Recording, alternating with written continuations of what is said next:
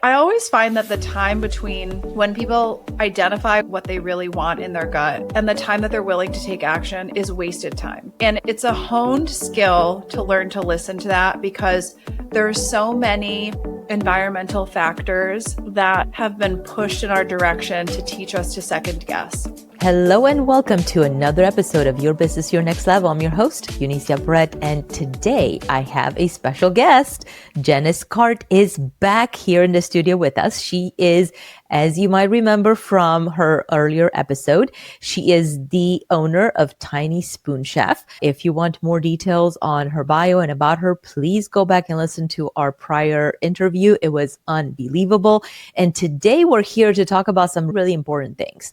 Janice, I'm so thankful, by the way. Welcome once again. Thank you. Thanks for having me back. Of course. I'm excited about our conversation today because you and I talked, we should have probably hit record, honestly, when we chatted a few days ago, because one of the topics that came up there that just was so beautiful as you and I were kind of strategizing was this idea that at times individuals do not really understand what value is.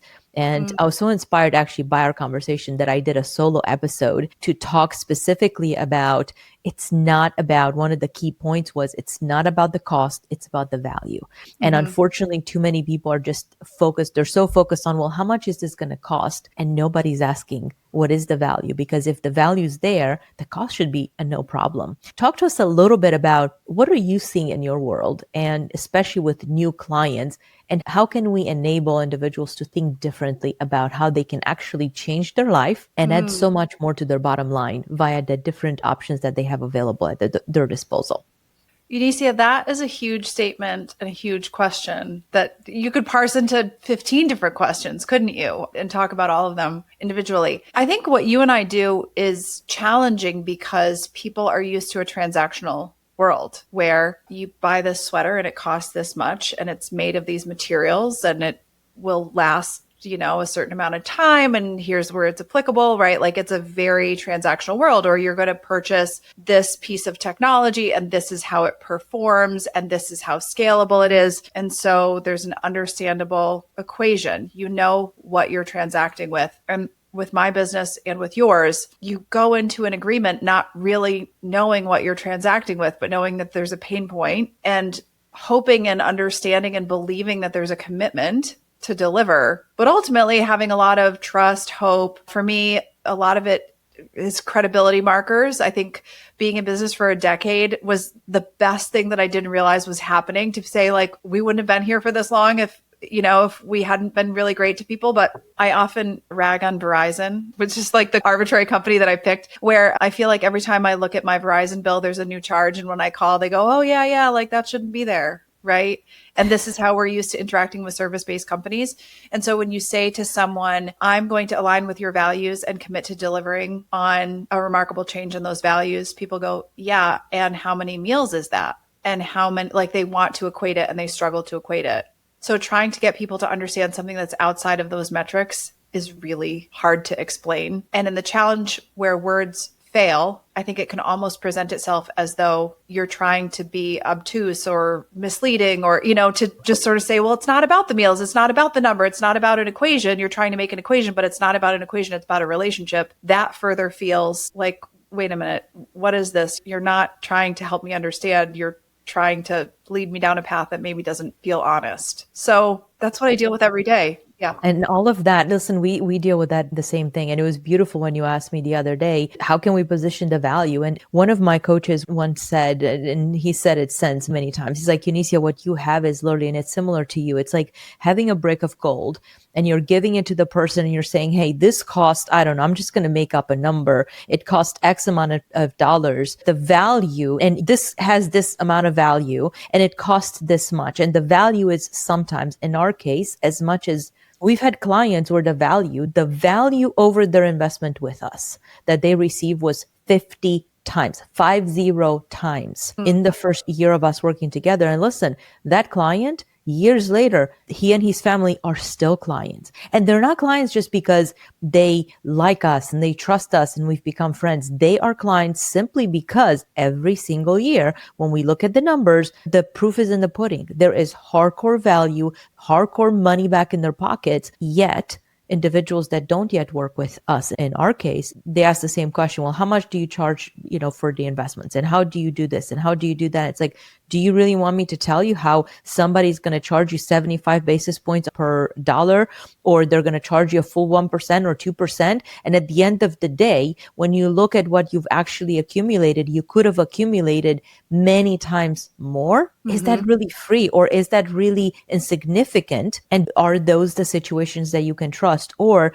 do you shift the paradigm to say, listen, if you save, in our case, if you save 30 to 50, 30 to 60% on taxes every single year, and if from an investments perspective, I can show you how we can put at least $250,000 right back in your pocket this year, we can demonstrate that for you this year. And then when we're talking about exit strategies, we're talking about individuals exiting their businesses for additional multipliers. Does the investment really matter when the reality is the actual value is so many more times over? How do you handle that in your world? I want to know, because listen, I'm waiting for you guys to come to Georgia. Okay, so I know the value. I'd love to be there. I love the value. What do the clients that have already worked with you and that have worked with Tiny Spoon Cheff for years and years and years, you guys continue to provide an amazing service. What do they say? Because I feel like probably the best way to go about it is to share with people, listen, you don't have to be a client. Here's what our clients say. And then, by the way, there was no invitation for them to come work with us anyway, or with you guys. You either see the value or you don't. And if you don't, that's okay. It's your loss, not ours. What are your clients saying, though?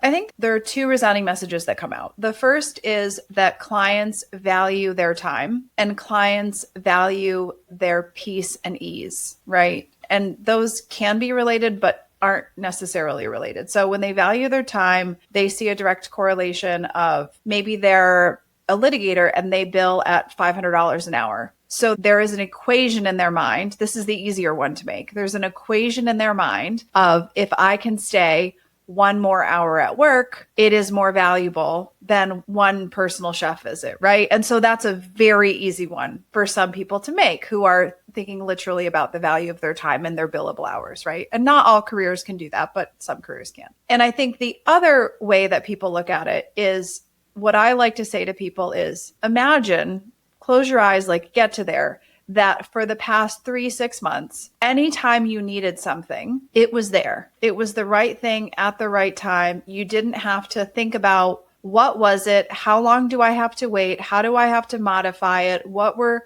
the portions? All of this kind of navigation, right? It was right there. And by the way, you feel better, your clothes fit better, your doctor's asking you why your blood work looks great. You're excited because your kids are asking for Vietnamese green beans, and your relationship with your partner is more balanced and happy because you're out of a chronic delegation game.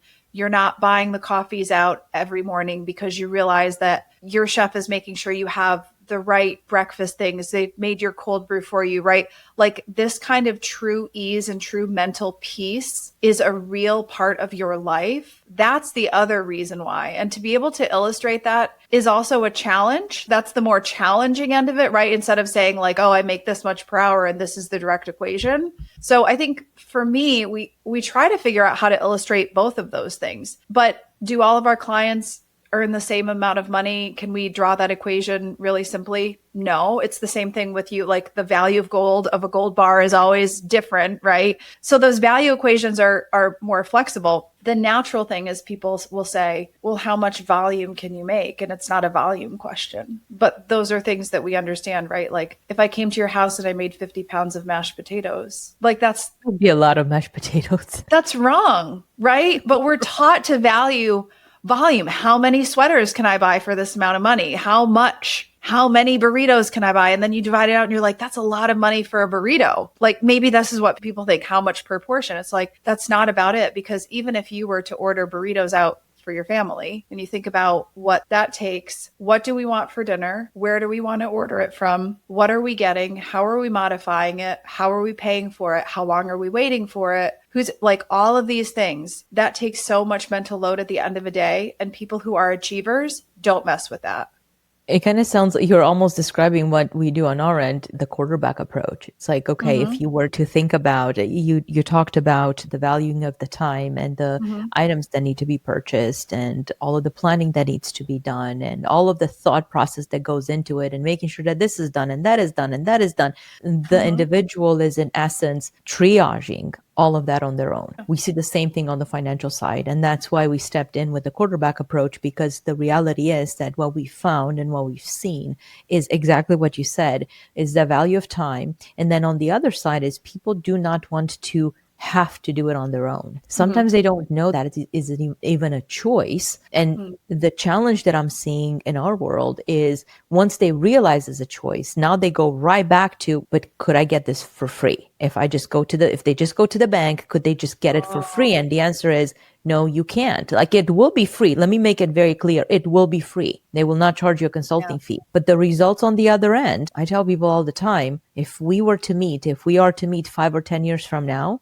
and we did an analysis of all the things and all the money that you left on the table, is huge. And I'd be willing to bet that is the same thing on your end as well, right? If you take all of the time, not just the meal prep, but the shopping, the, actually prepping it, the coordination, all the things that go into it, what would that amount to over years and years? And if they took that time back and that energy and that sanity of mind and applied it to something else that's really important in their life, maybe their business, or their career, or their kids, the family, what would that look like? I wonder how many people who use your service and my service can relate to the idea of, when I go to the gym, I have a personal trainer. I might not go with a personal trainer every single time, right? Like in between sessions by myself, but I am directed because I'm not an expert in that field.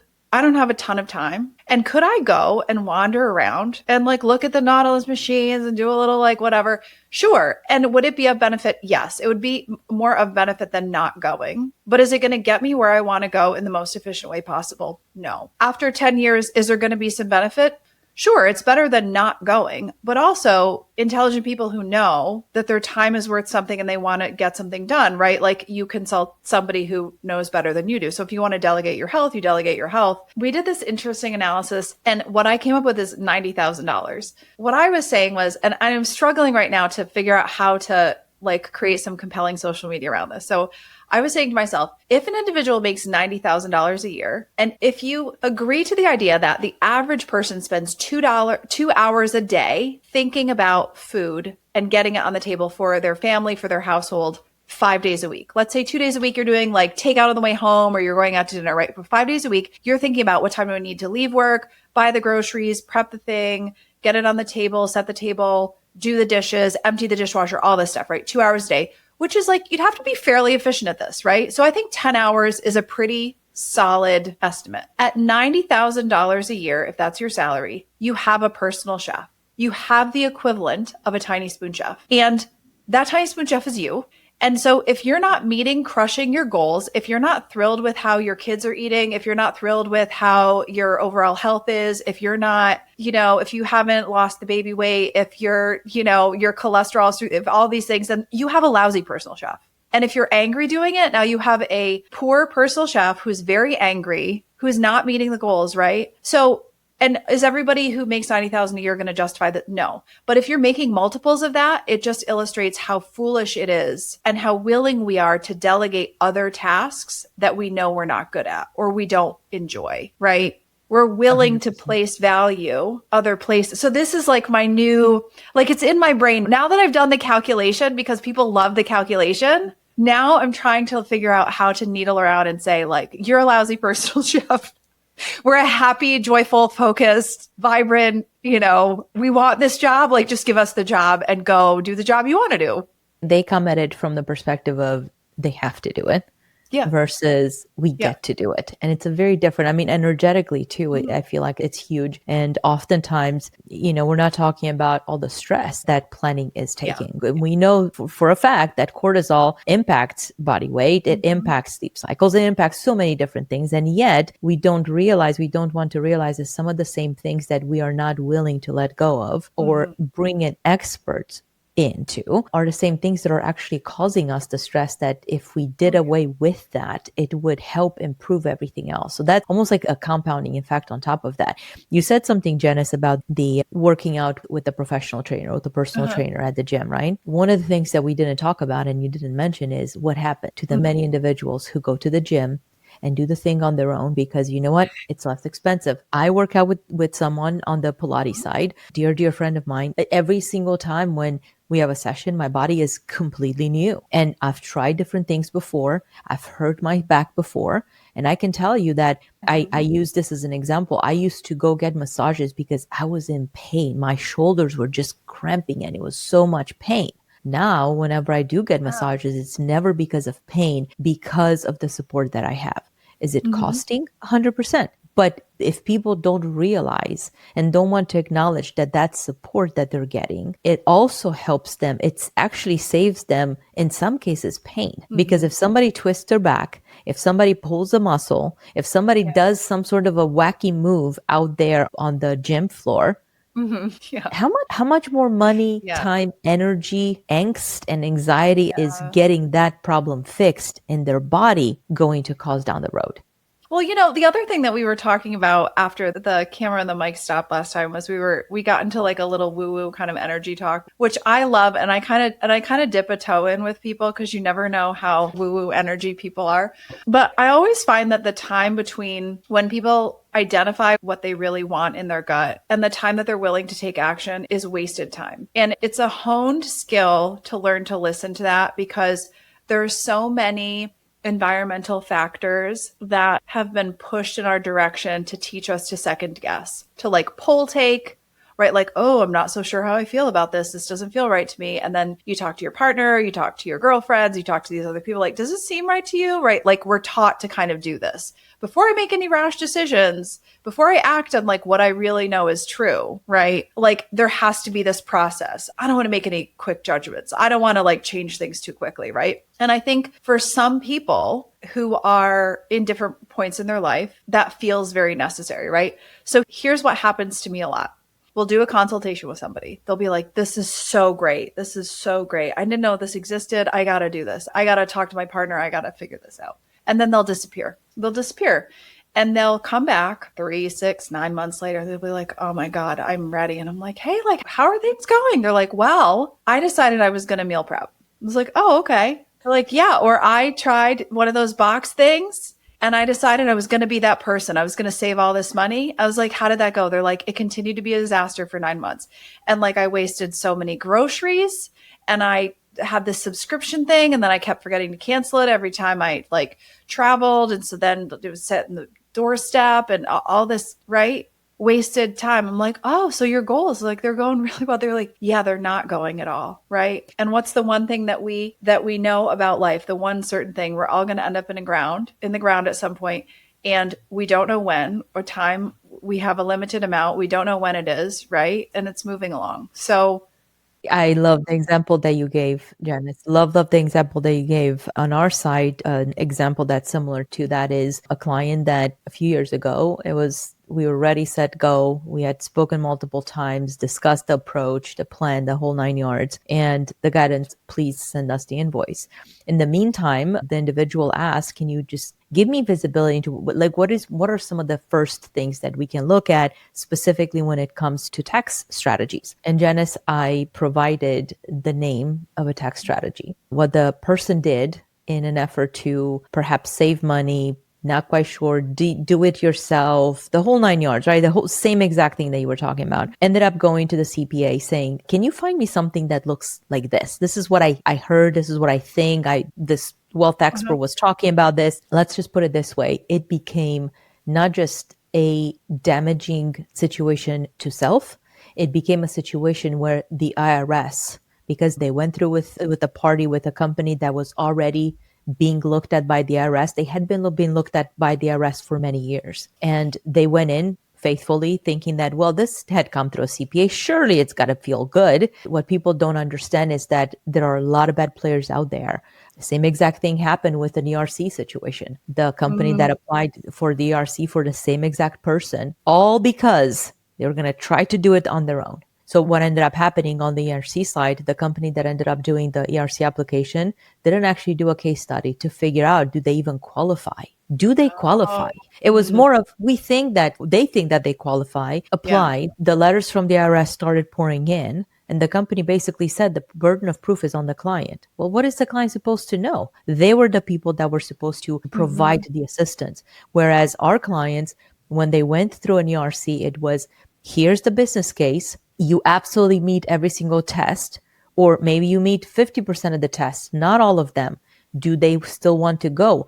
Do they still want to go through with it? And what happened for us was, we actually, out of that situation, we learned that, oh, guess what? If individuals are out there and they've already played with the fire, they've played with things that they shouldn't have been playing with because they got in with the wrong people, it becomes a situation where we no longer can help them. We do not since then, we have basically implemented an additional screening as part of our process to say, if these issues exist, we can't take on people that are trying to figure things out. And then when they hit the wall, they say, oh my gosh, well, now can you help me? Fix it.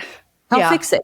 It's like, no, you shouldn't have had to fix it in the first place, because the tax code is the tax code, and strategies are strategies, and they need to be done correctly. Not just because somebody decided that, oh my gosh, they're offering a service and they're going to make a lot of money out of it. And when they want to leave the business, they just close doors and it's fine for them, not for the clients. Right. So it's interesting that you mentioned people going away and then coming back. And what do you tell individuals like that? I'm joyful whenever people decide to come to us. And our consultation process is very joyful, non-pressure. If you call us and you never ask about the price or the onboarding, or then we just simply don't tell you. There's no like, and here's how we're going to onboard you and what's stopping you today, and we're going to follow up with you. So if you want to call and just hear about how we work, and we're going to hear about you and take a bunch of notes, and you're like, okay, cool, thanks. Great. It's with full peace that we want to be the right solution. But if we're not, and we fully acknowledge that, we want people who want to be here. So if they come back, I am joyful. It's not like what we do is something that people could not master themselves also. If you want to dedicate the time to figure this out, go for it. If you want to hire somebody else who is less experienced, has less acumen, you could absolutely do that. And the way that I describe that, like, we have two different service offerings, right? And one is going to be right for most clients, right? Like, one is nutritionist developed, it's individually packaged, it comes with all the macros, it's high protein, it's very defined. And the other one is much more open-ended. We want to know about you. We curate each and every week. It's really flexible. Is it family style? What do you need? And one is very defined, right? And they can both work with your allergies and your preferences and all those things. But it kind of relates to, which kind of person are you? Are you somebody who says, hey, I would rather spend a little bit more money just to know that everything is done. A nutritionist has looked this over. It's one portion. I'm going to eat what's in this container. This is exactly what it is. Like, this makes me feel great. Like, thumbs up, done. Or am I somebody who's like, hey, I would rather know that if I want to know how many ounces of chicken, I'm going to weigh this out. I'm going to whatever. I would rather take on that time instead of have you take on that time. That's what I would rather do to meet my goals. There's something for everyone. But what's people's level of investment? If your level of investment is hiring somebody who has less experience and mentoring them and going through rounds of emails and figuring this out and dealing with less creativity and figuring out how their billing works with them, great. If that works for you, that works for you. I have no time for people who are not professional in my life. I want somebody who's aligned with my values. We charge a very fair price, and it's less than $500 a week in every single one of our regions to have a personal chef. And we take exceptional care of our chefs. We have chefs on the team who've been here for over 7 years. I think that is a resounding sign of how good we are to people. So we are an employee first company. I think we do a lot of things right. We're not perfect, but we're working on it. And so if you want somebody people say to me sometimes, they're like, oh, I could hire somebody off of Craigslist who's $30 an hour. I'm like, great. If that works for you, I would ask yourself why they're $30 an hour on Craigslist. I would just ask yourself that. And like, if that feels good to you to have them in your home, I don't know, like, right. But like, there's competition out there. That's fine. If somebody feels good about a wealth advisor, that doesn't have any credibility markers, isn't like, okay, like I wouldn't feel good about that. But if that's what lights you up, like that's going to be a choice that you might have some repercussions about. But I don't know. It's a different kind of thing. You're hiring a lesser quality personal chef is not going to have you audited by the IRS, but you may have a life-threatening allergic reaction. It could be very dangerous. Could be very dangerous. It's also, to your point, Janice, this literally just happened yesterday. One of our experts called me, and he primarily deals with everything that's on the investment side and everything else. Doesn't really touch what we do on the tax strategy, but he knows that, hey, like there's a lot that Excelstra does. And he called me, he sends me some screenshots. It's like, I'm on this call. A friend of a client who needs help is looking at this strategy. And he's like, I literally did a background check. He did a background check on the person that was presenting it. And he's like, listen, this guy is telling people that he's been in the industry for about 8 years. He used to be a financial advisor. Then he was a car salesman.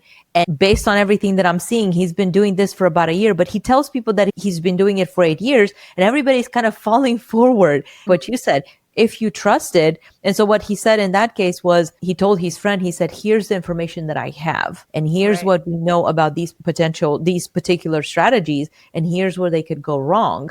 Now, go at your own risk, kind of like with, try it on your own. You can, but what if you had that support? What if you had that ability to lean into someone else and not have to worry about it? How cool would that be? Yeah. And what's ultimately your goal? Is your goal ease? Is your goal peace? Is your goal? The other thing we were talking about that's funny, and I'm gonna name drop him because I think he's so great, was we were talking about a workshop I did a couple weeks ago with a guy. He does consulting, but he also teaches at MIT. He teaches innovation, Blade Catelli at MIT. And we did a project. We did our annual planning meeting a couple weeks ago, and I met Blade at a dinner. He said, I teach innovation, and I kind of laughed because it's like I teach unicorns or something. Like, how do you teach people to innovate and whatever. But we had a really compelling conversation, and we got together a couple times after that to chat. And I said, my team's coming into town for our annual planning meeting. We've had a bunch of infrastructure changes. Would you just get together with us? And would you just we're kind of gelling a new management structure. We're kind of just trying to get some new energy, So we were talking about this when we got together, and he said, what is innovation? And we're like, oh, it's, creating something, whatever. And he's like, that's actually inventing. This is what we were talking about the other day. That's actually inventing. And so we're like, oh, okay. Like, what is innovating? And the answer is it's related to value. So his definition is it's a remarkable major shift in value, right? It's not electricity. It's the light bulb in every residential home, right? Like that's a huge value shift, right? Yep. Removing the vulnerability of fire in all these homes, being able to have light at all hours on demand. Like that's a huge innovation, right? And so in thinking about that, the process of innovating, what we were talking about with him is we are actually really primed to tolerate and to view better, incremental better as remarkable, right?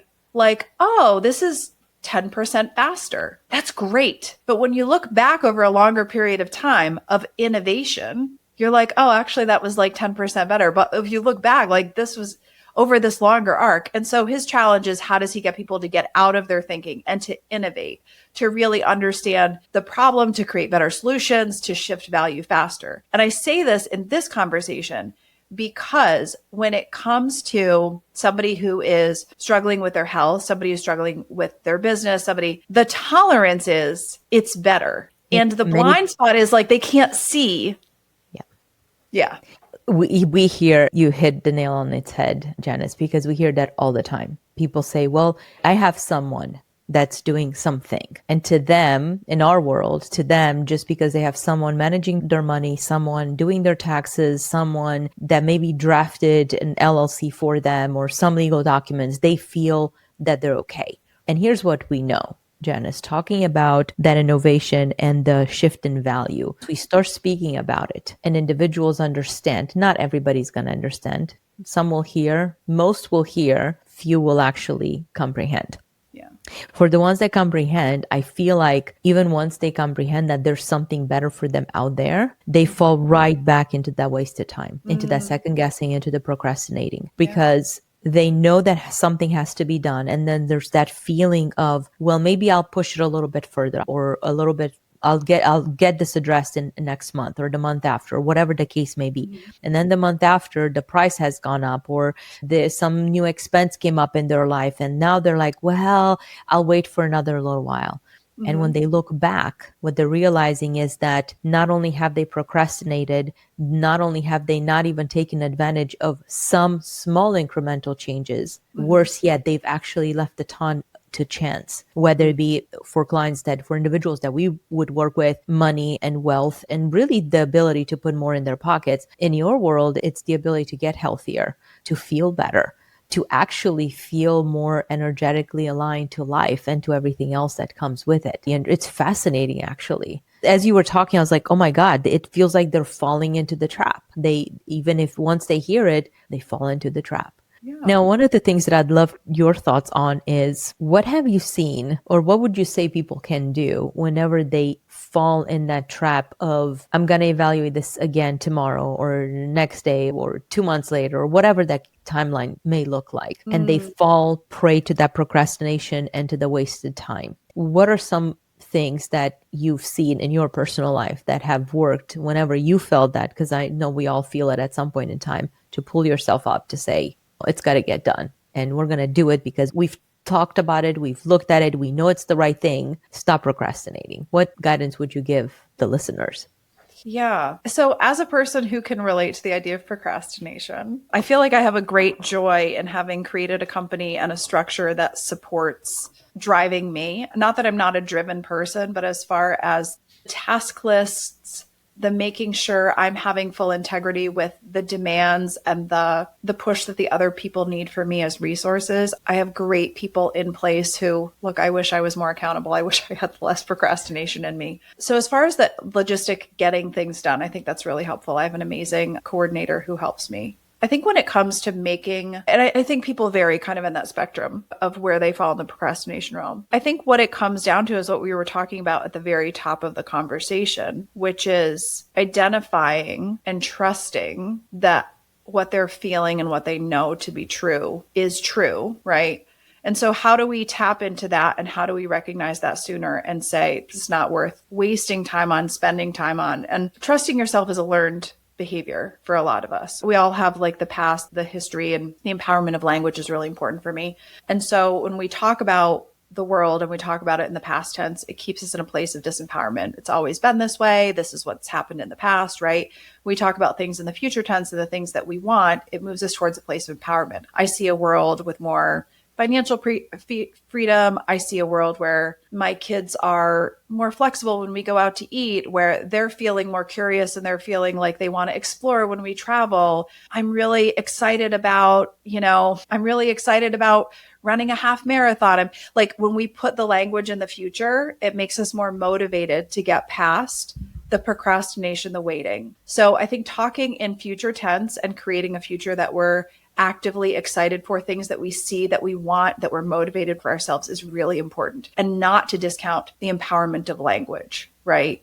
To get ourselves into that motivated place. So I think that's one thing. I think the second thing for me is, in moments when I don't fully trust myself, to pause and think of at least 10 to 15 times when I fully trusted myself and everything was perfect. Because actually, what's happening is I'm referencing skepticism in my mind, which is keeping me in a place of skepticism. And when I reference times of trust, it puts me in a time of trust and in creation. And that is far more powerful. And there are actually a million ways in which I can reference a far more empowering mindset, frame of mind to move forward. Right? So when you're feeling like, oh, like nothing works out for me, like this is probably garbage and I don't know, like, should I do this? Should I not do that? It's like, okay, wait, what are 15 times when everything's worked out? It was like when I chose my college, when I went here, when I did this road trip, when I met this person, I just knew it was like the right thing to do, all these things. You're like, okay, well, how do I feel about this now? I'm going to do it. I'm just going to plow through. Like, it's all going to work out because the universe wants me to win, because all of this, because I see a future, blah, blah, blah. Like, it is mindset. It is setting the future intention. It's moving forward. That's what gets me through it. I love the example that you gave with, what are 15 times where you trusted your gut and everything turned out well, and the power of how we speak to ourselves, because it truly is powerful. And on the other side, what I've learned is that when you don't lean in and you don't do the thing, it becomes very detrimental. I literally witnessed this in my business just 2 days ago. 2 days ago, I had to make a major decision about a new team that we were bringing on. And it's been something that we've been talking about for a long time. And so I know that it's right. And yet, that procrastination, I guess not procrastination, that you need to make, it's a major decision. You got to do it. Maybe you wait. The emails are coming in, just checking in on you kind of thing. And I'm like, oh my gosh, how do I go about this? So I put myself out there. I had one last question in my mind. I was like, do I ask it? Do I not? I was like, oh my gosh, of course I have to ask it. I have to do the same exact thing that I tell my clients. If you have a question, ask it, because if not, it's going to be in the back of my mind. So I asked the question. The very next morning, I got an email with a response, which I knew what the response was. I just needed to hear from the other person. So I got the response, went ahead, did the thing, signed a contract. I couldn't make this up, Janice. Not 2 hours later, I get a text message from someone that had wanted to work with us years past, and it just wasn't the right time. And this person said, I reached out to a mutual friend to get your contact information because we desperately need your help. We just sold a business. Here's what's happening. And I was like, oh my God, of course, here's the link. So we're going to be connecting. Not another little while passes on. I get on a call with someone who had heard of us from somebody else. It was not anybody. It was not in a warm network. He had just sold his business. And he said, listen, I know that we would have been able to do better in selling the business. I know it would have been a lot less stressful knowing what I know about your company now.